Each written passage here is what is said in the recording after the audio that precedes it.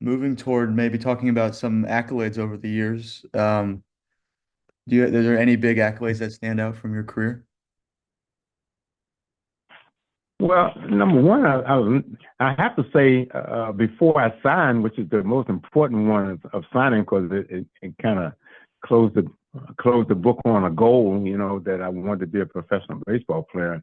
But before I became a baseball player, I mean, my biggest accolades was winning the high school championship and the American Legion Maryland State Championship, and and playing in the regionals to go to the American Legion World Series, but we lost out on. So the accolade is signing and working out with the Baltimore Orioles before I signed, just before I signed, going to Baltimore and doing that thing there and getting that contract with the Orioles, and then going on to spring training the following spring, 1965, in Thomasville, Georgia, which I said previously, my mom was a little leery about me going down there by myself on a train and going to Georgia since she was from the South.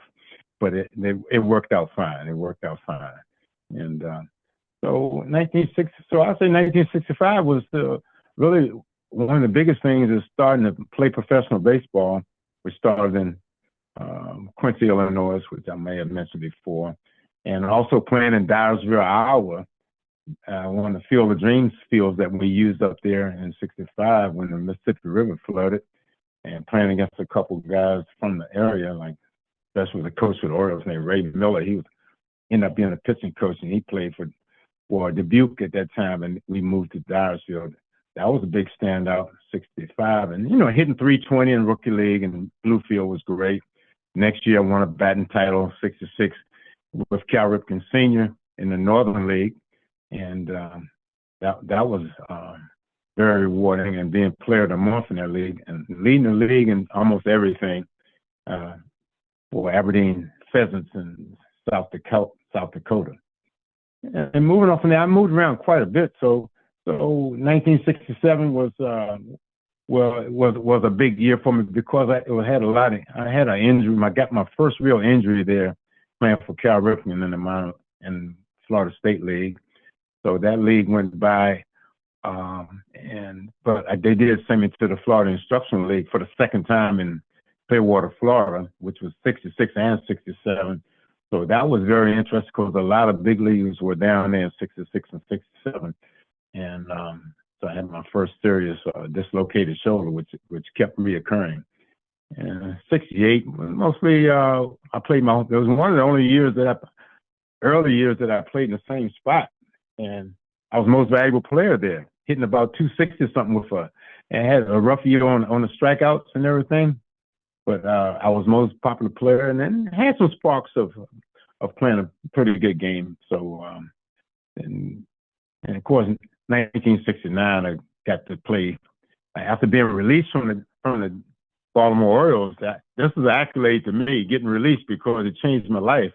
And getting released from Baltimore Orioles after getting off the slow start in '69. Of course, that year in '68 didn't help too much.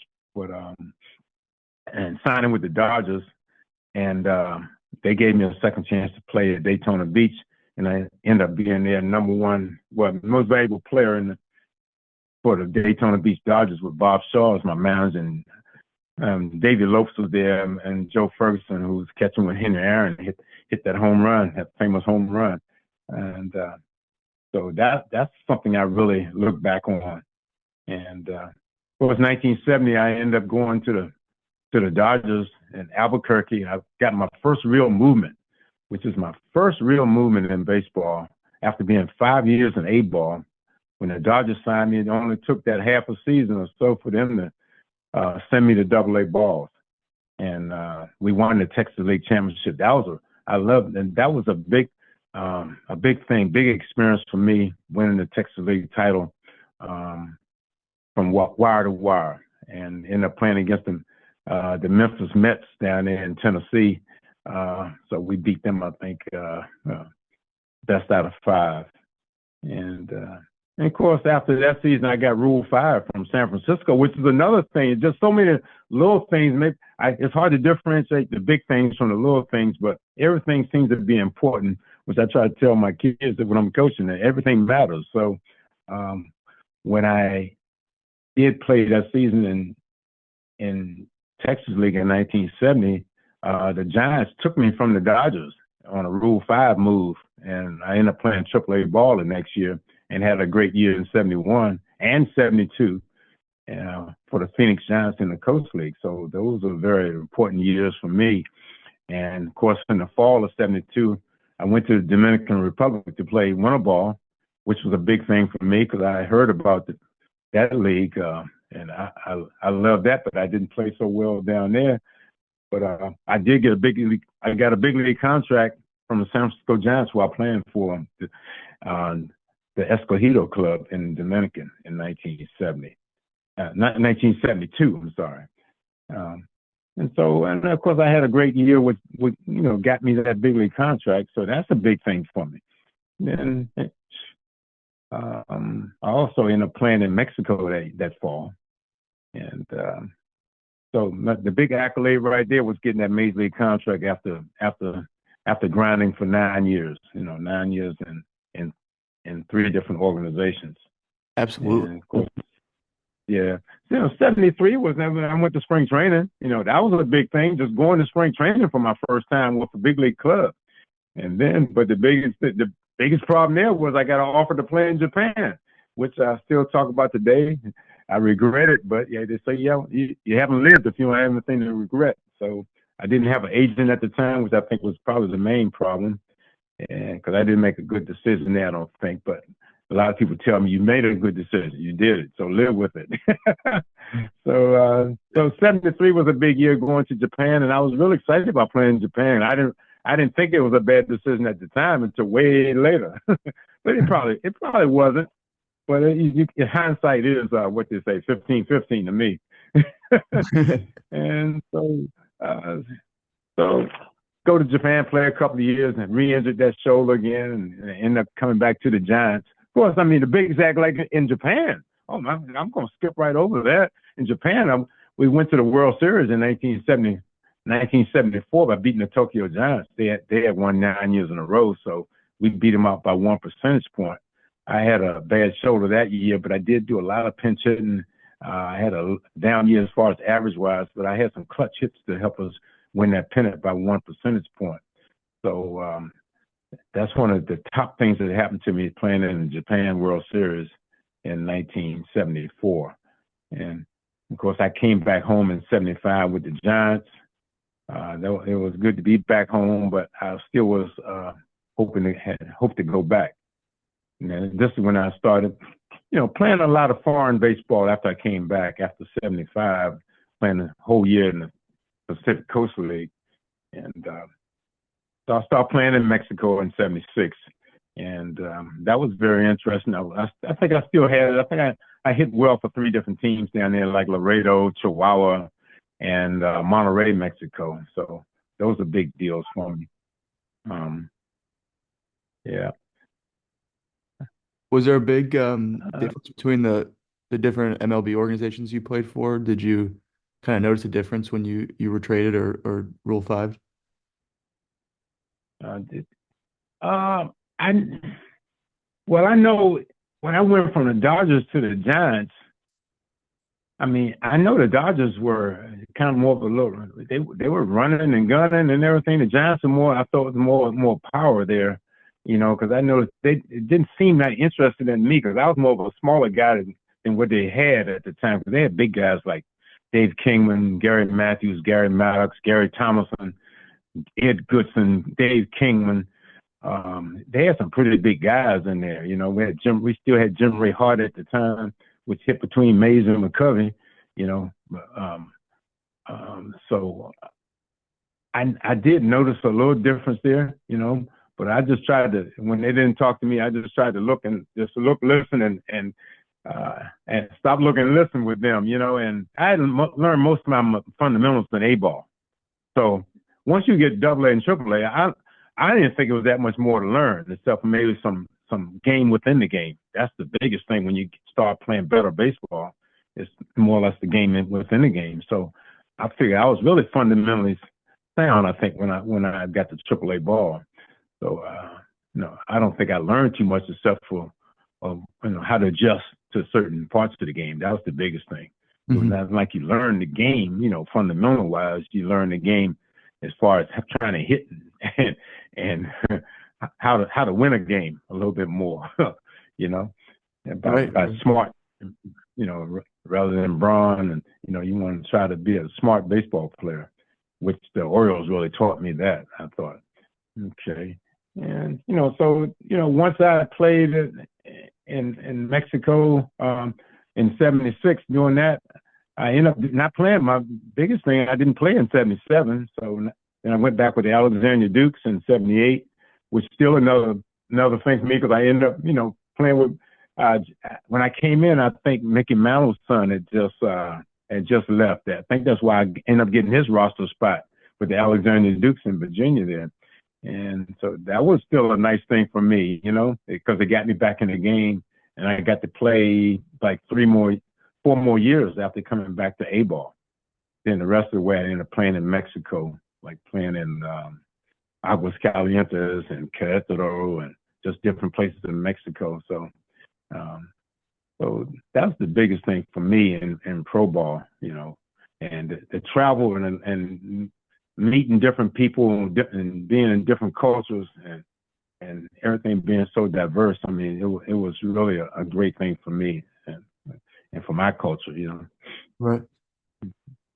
Did any big names stand out to you that we've missed on in previous recordings? Well, well, of course, I always like to talk when you talk about foreign baseball. There's some names, but I just remember one particular name in Mexico is Hector Espino, which I call him the Babe Ruth of Mexico. And of course, in Japan, you had Sadaharu O and Nagashima over there, and there were some other guys too over there. But yeah, but those guys were, of course, in the big leagues. So I played against a lot of guys in the big leagues here. For example, guys I played with were, like I said, was like Kingman and Matthews, Maddox, and then of course playing against guys like Charlie Manuel, Dave Smith, Greg Lazinski. I got a whole list of them here, guys that I played against, and but Oscar Gamble, and I really like talking about the Dave Smith, because Dave Smith went down Hall of Fame, right? Hall of Fame. I Mhm. find that out. It was, yeah. So I'm trying to see what that, because I got so many guys that I played against. I mean, like early on, it was like Rod Carew and Hal McRae, guys that had won batting titles and everything. Bill Matlock, um, um, Johnny Jeter from Pittsburgh, Al Oliver. Yeah, yeah. So it was real competitive, and I used to get a little intimidated, especially the pitchers that were there, or Mm. that came back down from the big leagues. I would get a little intimidated, but I finally got on the right track with that. And my doctor at the time said, "Yeah, they put their pants on just like you do. So you got to get in there. You got to battle, man. I don't know if any players had that problem I had, but I admitted that I was a little bit intimidated about them when I got the AAA ball for sure. Yeah, Yeah, yeah, yeah. So, definitely. yeah. So I guess moving forward to your coaching career. So while you were coaching, you also were working with MLB, some overseas, right? Um, say that again, Pat. I didn't quite hear Sorry. you. Yeah.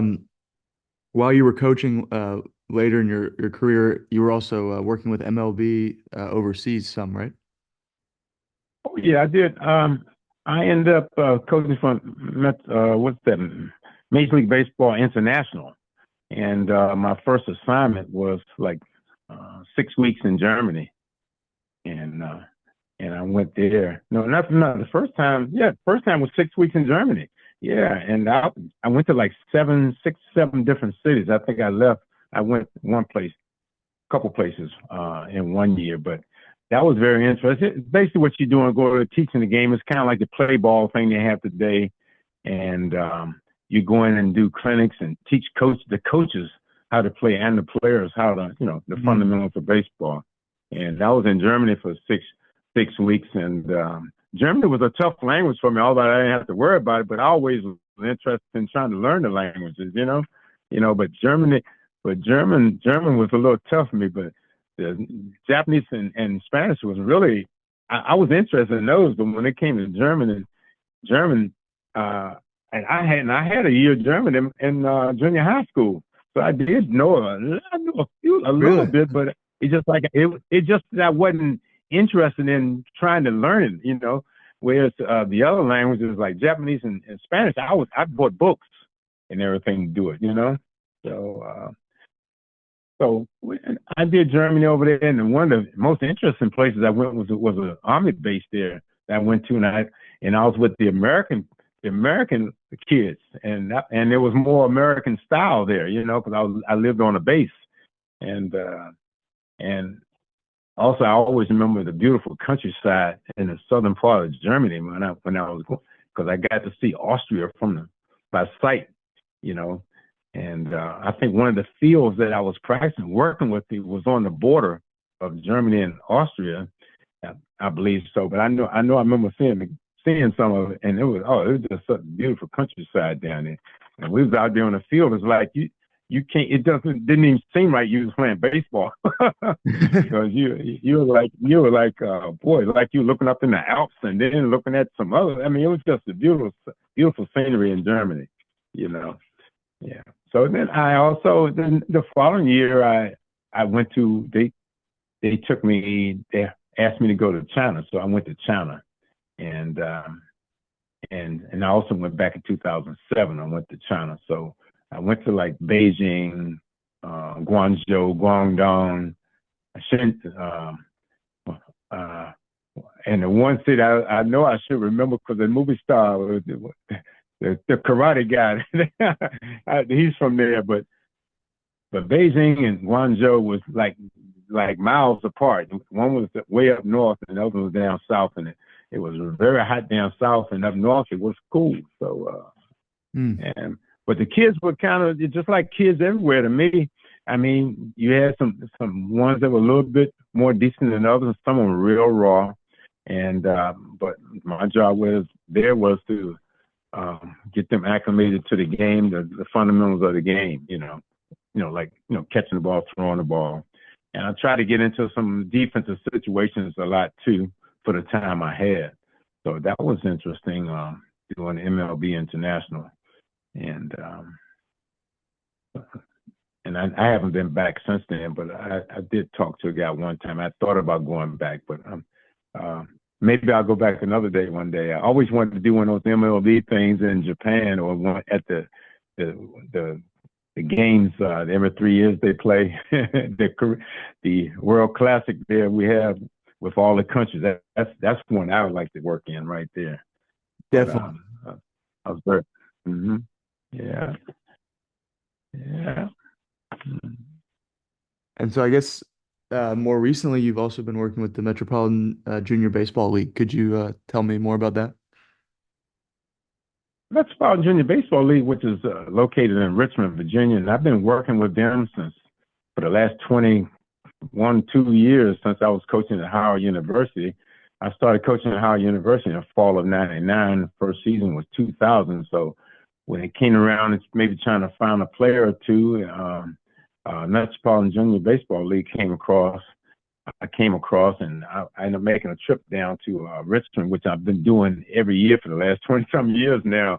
But I went down there to see what they had, and now I'm working with them, is trying to keep William Forster's dream alive, who started this league back in 1966.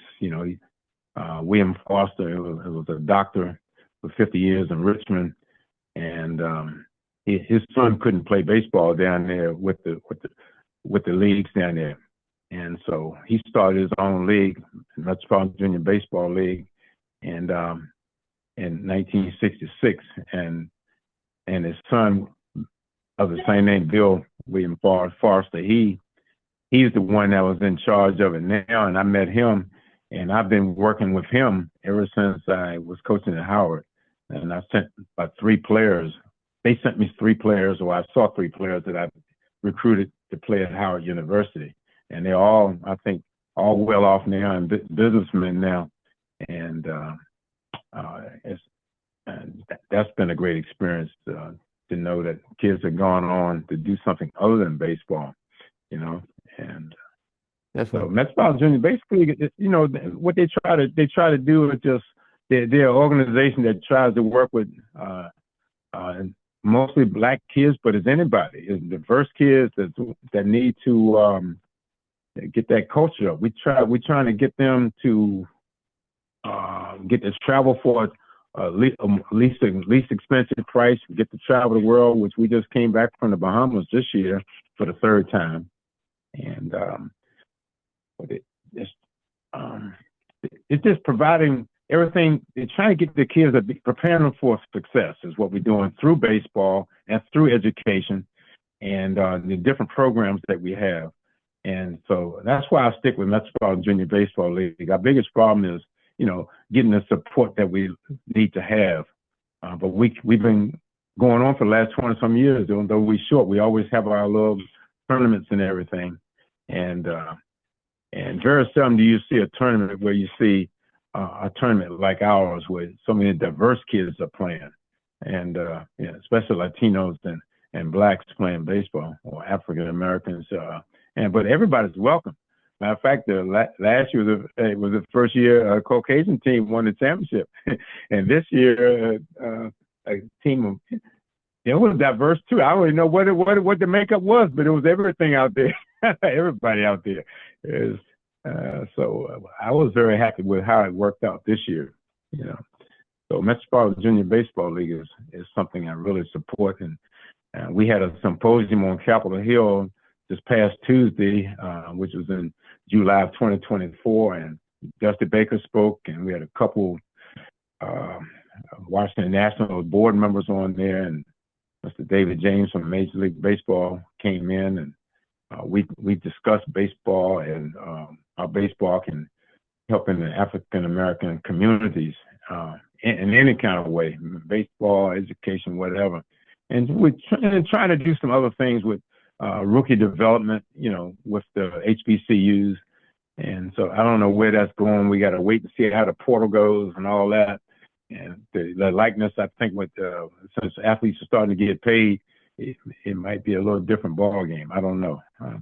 But the organization, Metropolitan Junior Baseball League, which is mjbl.org, if you need any more information on it, it's been a real nice organization for me, and so I really enjoy working there.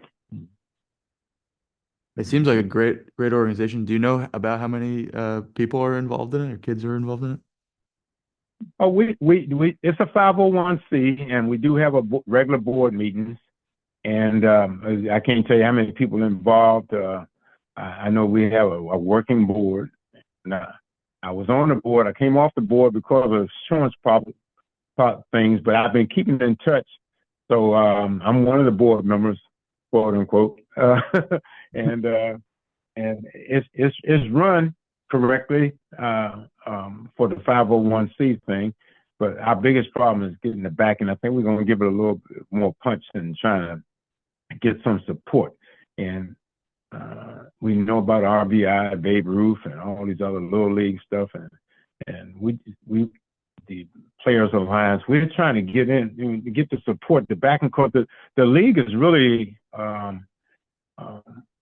legit organization that's trying to help kids, and we got a mentoring program too.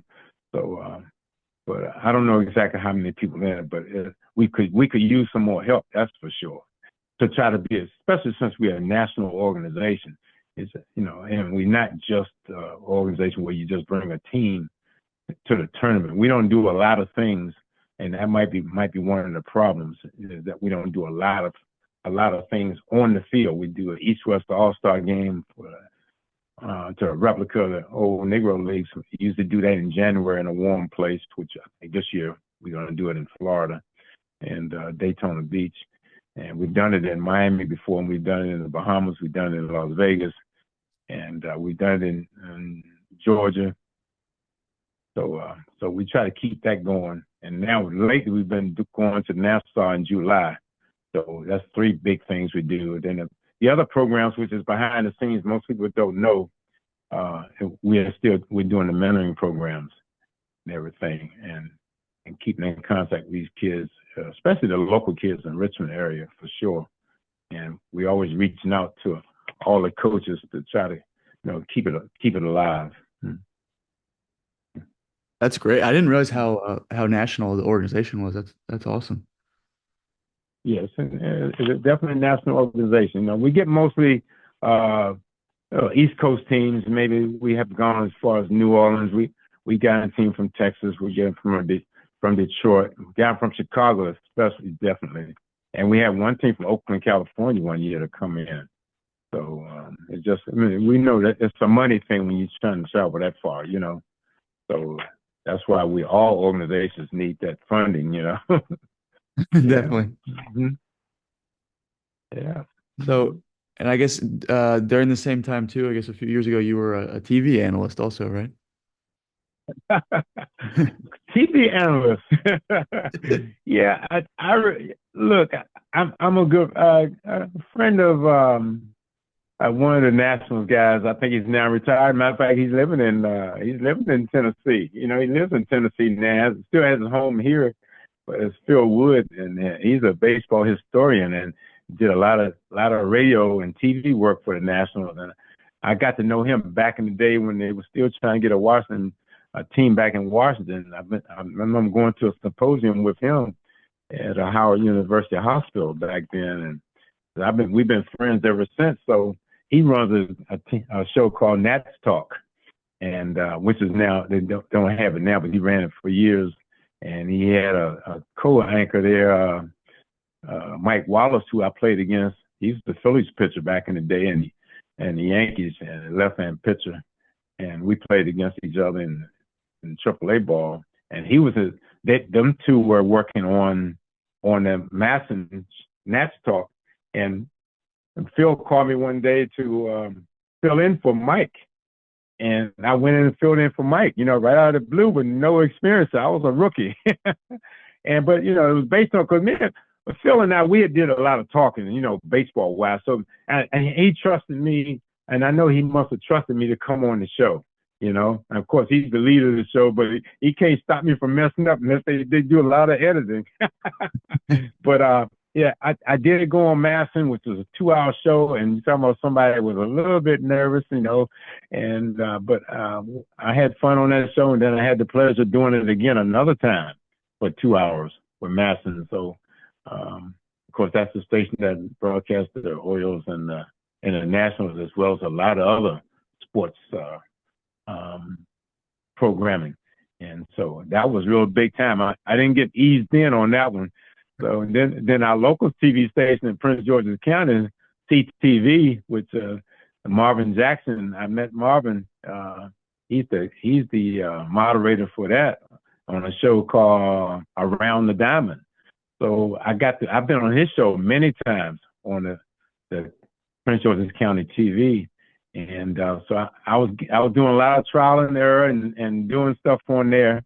And I really enjoyed it, but you just have to do your homework. A lot of times I didn't go because I say, look, I can't talk about something I don't know.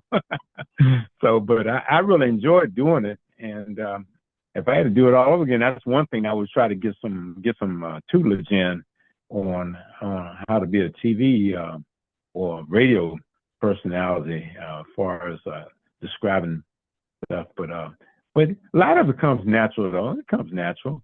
But there are some ins and outs to doing anything professionally, and I hate to not do it. I hate to do it if I can't do it right. But I just went, and I started doing it for quite a few years. So, and we just did a show the other day, just before our symposium on Capitol Hill for Metropolitan Junior Baseball League, and went on and we talked a little bit about that. So if I'm called upon to do something, I would definitely give it a 90% shot that I'll go. Yeah. But you just have to be up on your baseball, and your delivery is just like being a coach. If if you don't know how to impart the knowledge to the kids, it's a little tough, you know. And players like myself that were decent players, sometimes it's a little tough to get the point across. So, but on that TV thing, and radio, you really need to know what you're talking about in there, you know. So, but I did try to do some analyzing of sports there, analyzation. Yeah. And also you were a commercial star too with Bryce Harper, right? Oh yeah, I got called. I got called on to do Bryce Harper. I think in his first couple 3 years, he was doing Under Armour commercials, right? But I think this Right, was one right. of the first ones.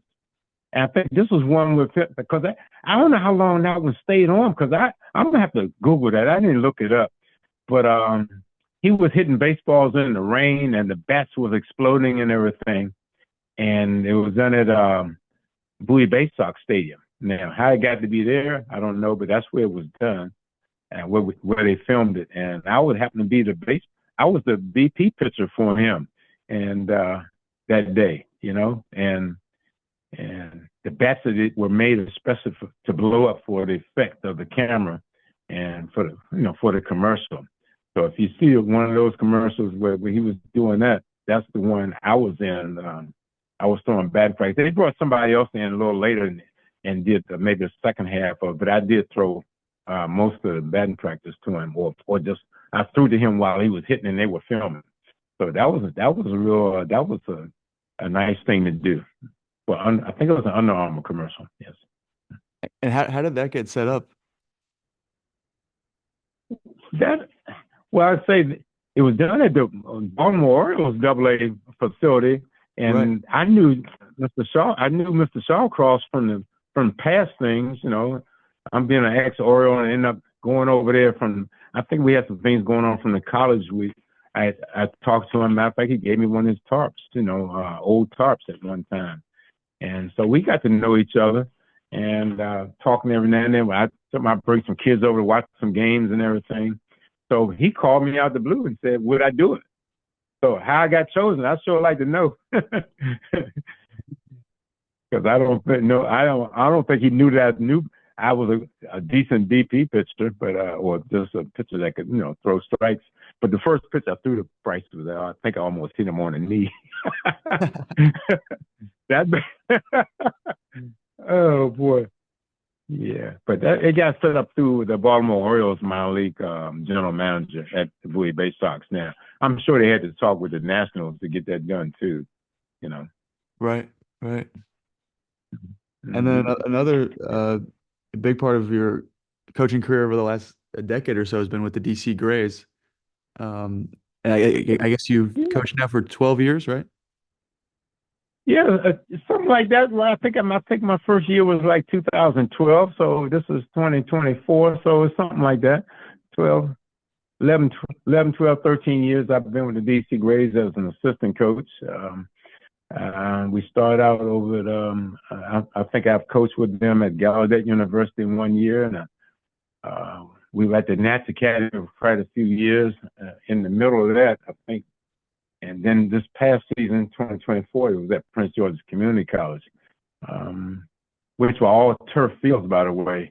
So I think we've been chasing turf fields. So, and it's a little different experience for me from coaching collegiate ball in JUCO. And the players in this league come from all across the country from different universities, and the the talent level was definitely much better than what I was coaching in JUCO, in junior college ball. But on any given day, you never know what you're going to get. But we had good players in JUCO for sure. But these guys were, were 4-year school, mostly 4-year school guys that come in and get some work. And maybe they had an injury, or maybe they didn't get enough playing time, or the coaches wanted them to play summer ball, which is a big thing there across the country. There are a lot of summer league ball, summer ball. And DC Grays, I don't know how we ranked, but I heard we were like at least third or so in the nation there. I don't know what it is today. You might can tell me on that one, but I know the Cape Cod League is pretty good, and the Northwoods League, that might be an independent league. I get the independent league and the college leagues mixed up sometimes. But DC Grays is run by Mr. Barbera over there and Mr. Spear, and I had a couple of my Howard University players was on the board there. Antonio Scott and Brad Burris, they were on the board, and so that was good to come in and and see them and say, I can say, yeah, they played for me back in the day when I was a rookie, and didn't know what I was doing in D1 ball my first year. So college ball, I enjoy playing. The biggest thing about playing summer ball is hotter. So and meeting players there, is real nice it's a real nice thing to do. Just you play about a 30 to 40 game unless if you make the playoffs, you might get to 40 games. But we definitely play from like the first week of June to like the third week of July, and then they have a little playoff system. And so it's a nice league to catch up on your skills there and get some playing time, and really be competitive because the league has turned out a lot of major league players, draftees from the league over time. So I'm proud of this and happy to coach there, and hope I get to go back again with the organization. Definitely. I mean, it's a great organization. It's a good league too. I think one guy we played against, I think it was 2 years ago or 3 years ago, is actually in the MLB now. Is that Burleson Shenuel or or is that something. somebody else? I think he was the first baseman for the big train, I think. Big Train? Yeah, yeah, yeah, yeah. Right. Yeah, he's with the Cardinals, right? I think. I I think think he's with the so. Cardinals. Yeah. Yeah, I think he's with the Cardinals. Yeah, he's doing really well, man. Yeah, really well. Yeah, yeah. So as long as you got that uniform on playing somewhere, you got a shot, man. You got a shot, you Right, know? right. And Yeah. I guess this is a oh go ahead. Yeah, I was trying to look it back at something that I had written down here. Can't find it right now, but it's just so much to talk about in baseball. Oh boy, and when I'm talking to people, a lot of times somebody might get a key word to me, and it refreshes my memory about something that happened. So just like you just said something about Burleson, I think that's his name. I hope that I know who he is. He's left-hand hitter for the Cardinals there, but when he's been doing well, and so those key words really help sometime on who's who and what Definitely. happened to me back in the day.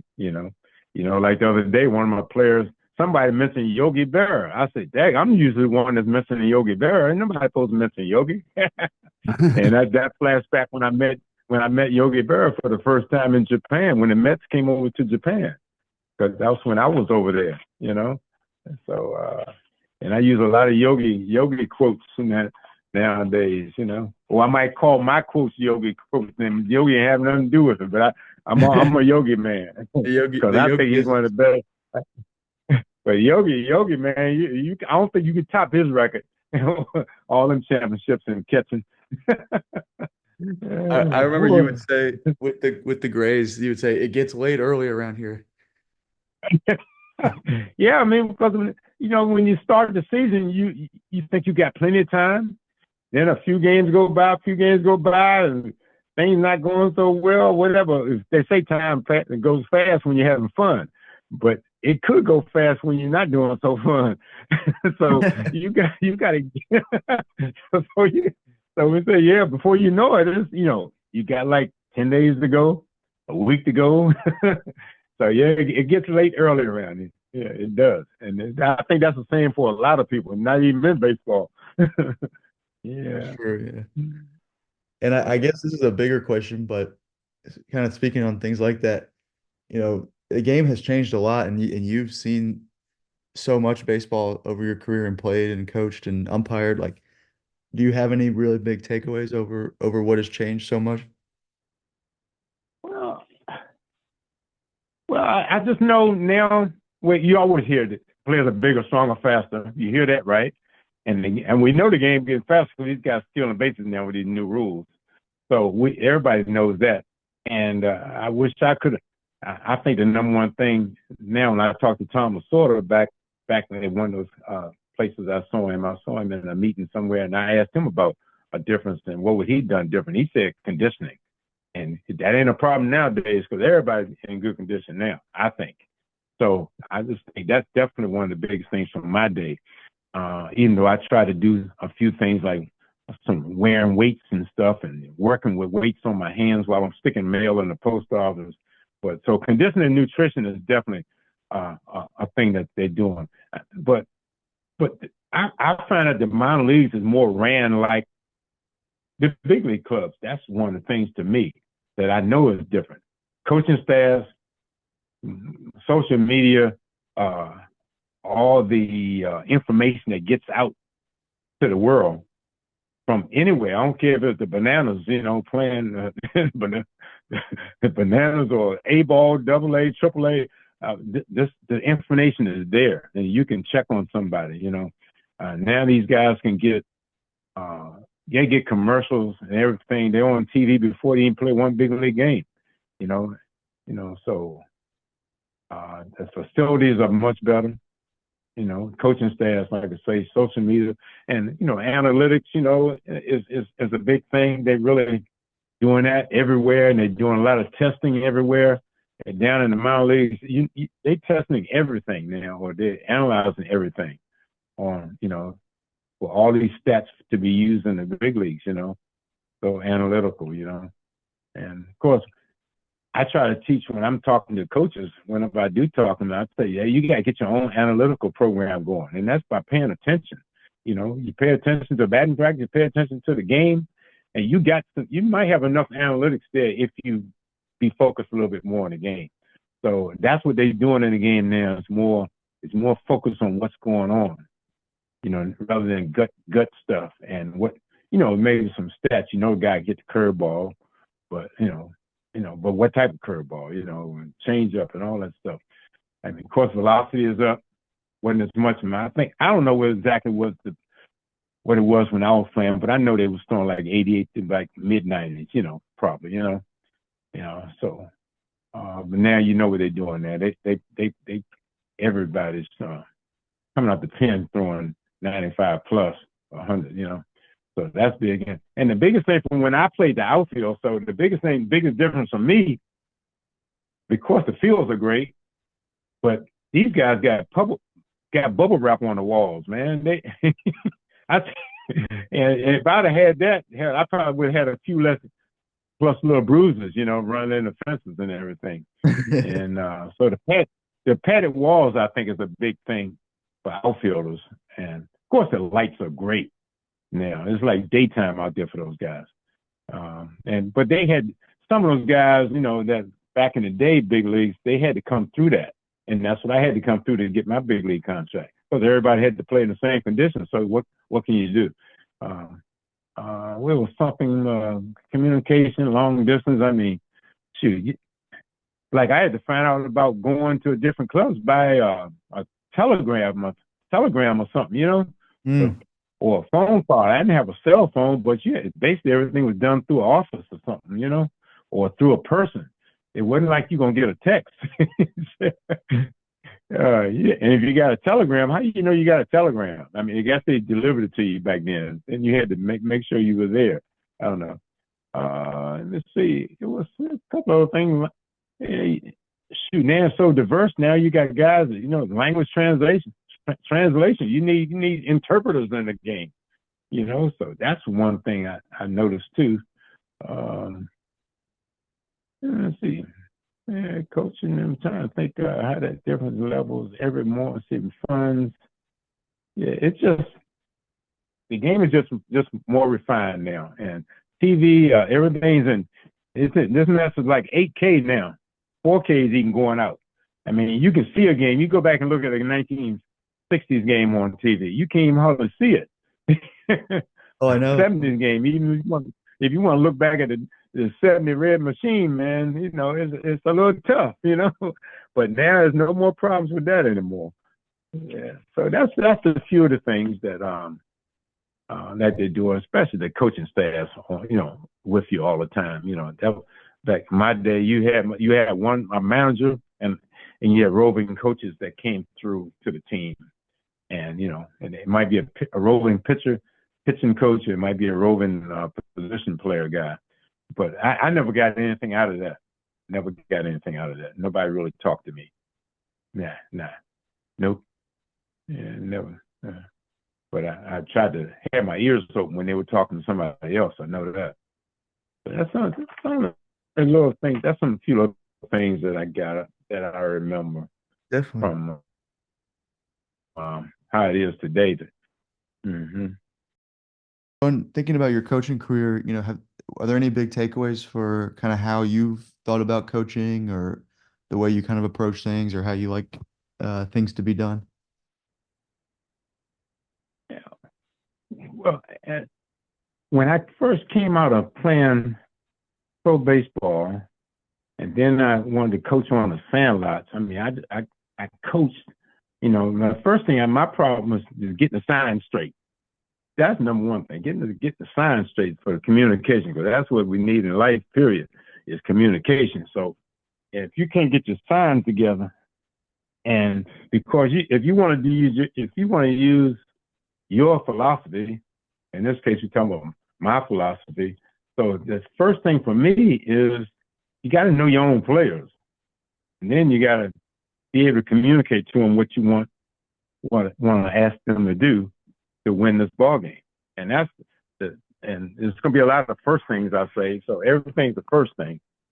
So you want to get a player to know what it takes to win a ball game, and that's the difference I think with real good players, and they get talent mixed up with winning a game.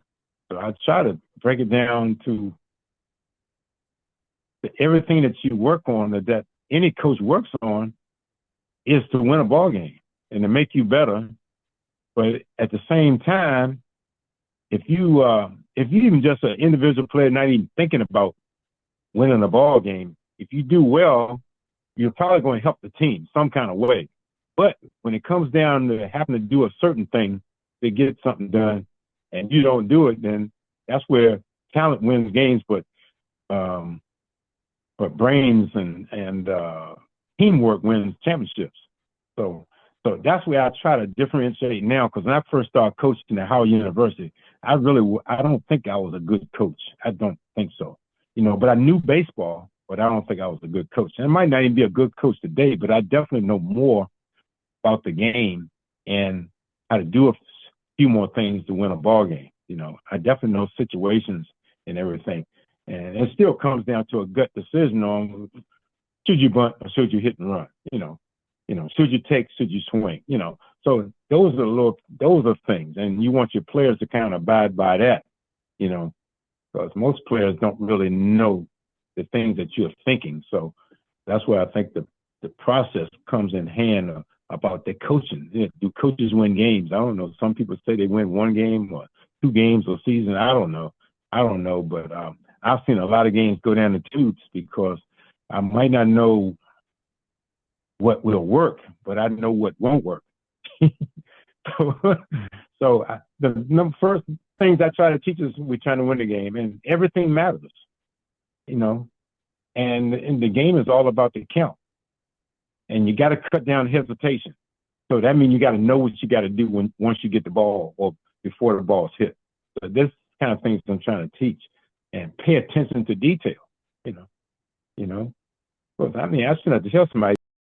So as you've gained more and more experience coaching, has your view of how to work with players changed at all, or do you have any kind of things that you've always done that you learned from your playing career?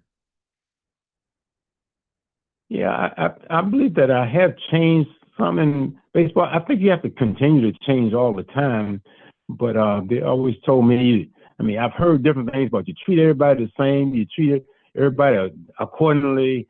So I don't know which is better. I mean, when it comes down to rules, I guess it should be everybody the same. But as far as how you talk to somebody, do you talk to them in front of each other, or do you talk to them one on one?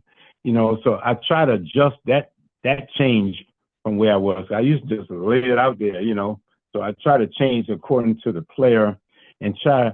I'm trying to be more cool now, like the kids say, as far as and getting able to relate to the player. So you got to pay attention to your players, and you got to see who you think who can you can talk to a certain way. And but I'm basically have a basic way I talk to everybody. So, but I am trying to pay attention to my own delivery to different players, and especially hollering and yelling and all that kind of stuff. I think it's a time for all that. And and what gets me though is because the one player from me last year, I said something to him, and I went back and apologized to him because I think I was a little harsh on him. He said, "Coach, no problem. I was worried about the message more than the delivery." So, so that's a different case. And some guys might fold up. You might not can't get to Definitely. them. So, it's definitely just a philosophy going on here, a psychology thing, whatever it is, philosophy, psychology, on what to do. So I think I have said I'm gonna change on certain things and my delivery on certain things. But for me, I'm just trying to make sure that in the beginning that you pay attention and understand that everything matters, and you got to be focused and pay attention to detail, and you got to learn every day about the game. You got to know what it is that you're trying to do. Why are you out here practicing? So when we practicing a certain thing, we bunting bunts. We need to know everything about why are we bunting. If we're doing a hit and run, why are we hit and run? What's the reason for a hit and run? What does it do? And what is it? Hitting the cutoff man. I mean, everything that we talk, I said I was going to change on make sure they understand that better. That's what I keep telling myself. But then every time I assume the guys know, they don't seem to do it. Now, doing it and maybe just misfiring is one thing, but just doing it and don't have a clue that you don't even know what you're supposed to be doing is another thing. Because everybody can't be perfect. So I try to analyze the game, the player like that. Why did he not do something? And because we know in this game, we want a good percentage and making good decisions. So my job to me is to win the game and to get them to make better decisions. So that makes me look good because the coach, he lives through the player. So Right. so I can't be a drill sergeant and messing up in a certain way that he's not going to play for me or don't care to play. So that's always been my biggest fear. The guy don't want to play for you and don't even care. So he'll just mess things up for you. Now I might be talking about a college player. I might be talking about any little player. So I worry about that sometimes. So I'm trying to get my own self together because a good coach is like everything. He does everything. From being a supporter, to a teacher, to a little bit of everything. So, and I don't know if I got all that. I have all that, but I try to be a good person. That's all, number one, and teach the game as much as I know. And I try to get them to learn from wherever they can learn it. Right. Right. So that's my thing. And so I just want to get everything down that everybody does when they're playing baseball for somebody else, which is the signs. You got to know what all the signs mean. That's one of my biggest pet peeves is, know what the signs are and what they're for and when you should do them, because, and be behind the sign when you give the sign. We need to be 100% involved with it, because you got plenty of time to do what you need to want to do on your own. I just want players to realize, go with the coach's decision. That's what I want, and not be second guessing like, I don't want to bunt, this is Right. not the right time to bunt. Because for Pat, in my whole career of playing pro ball, and I don't even think it's in high school, I don't think I even thought about, man, we shouldn't be doing this.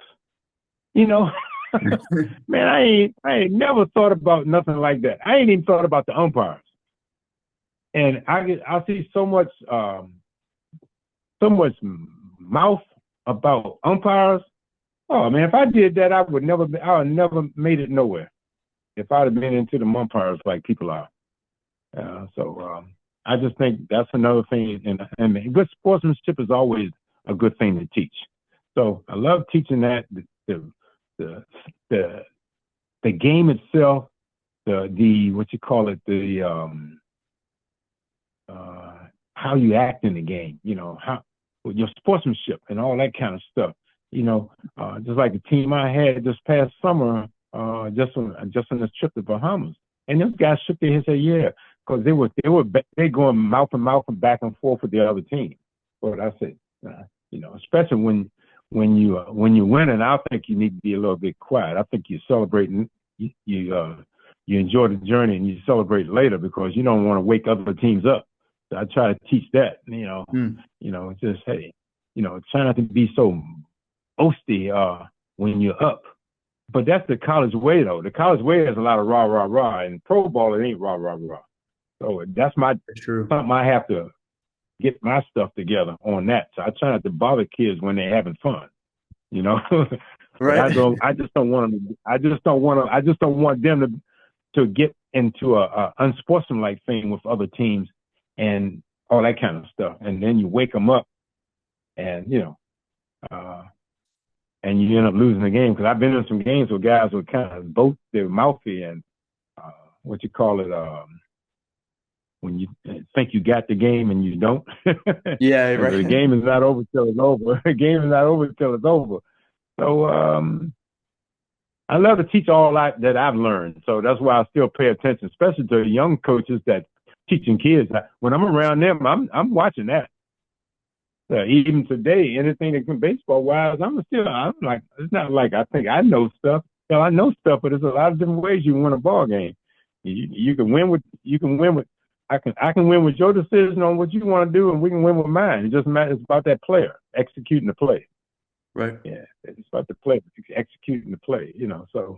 Um, you know, so so coaching has been very fun, but it's been a good stress, a very good stress, and I really have to say that I'm still learning, and just so much. There's a lot of stuff that's on automatic, but then there's certain things a coach has to do. If you just go on the coach say, "Oh, let's get on the field and play," but if you're not into watching the game and trying to pick up something early in the game to win the game late, uh, you know, it's a good chance that you're probably going to lose that game if it's a close ball game where you could have won it by by being a little bit more into the game.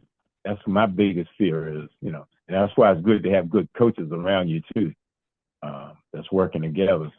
I've been really speaking of as one coach, but you need coaches that help these kids, win this game. But the college kids, I found a little bit more smarter than all the kids that I've had in high school and junior college. So I think they're a little bit more advanced on far as fundamentals, and everything. But it's still always about executing the play, you know, and and and whatever you work it on in batting practice or in drills, that's what I want them to get to know. Why are you doing this? And when you're going to use it in the game. If you don't realize it where it is in the game that it should be used, that's the problem. Because we Yep. always doing backside hitting, for example. We always doing moving a guy over from second base, but the guys come up and say, "Oh, that pitch was inside." No, and you inside out the ball. You might get turned loose to pull the ball, but if you don't even realize the situation is what I'm talking about. I need you need to. I just want them to be able to be a smart player to realize what the plays, what we need to do. I mean, because you still might win the game for a coach by doing something that, he don't want you to do. Right. But so that's why it's a hell of a game. It's a heck of a game. Yeah, yeah. So I like coaching, but it's a stressful situation, and you can't win without the players. I don't think. That's true. Yeah, but if you got decent players, I think you might have a chance to um, have a decent winning percentage. But and if you got a team that's not so smart or not so talented, but they're smart, you might be in more games. I think. Hmm. But if you don't have any talent, you got somebody that just can't pitch. And I mean, my goodness, that's whole. I'm not talking about games where it's just lopsided. on talent. Just I'm talking about mediocre talent to good talent. At least you got talent enough to be in the league you in. But everybody has a bad game here and there. But I'm talking about overall games that you could be in if you played the game right. And that's I think that's what most coaches want you to be in the game and and do their philosophy at the time that they want you to.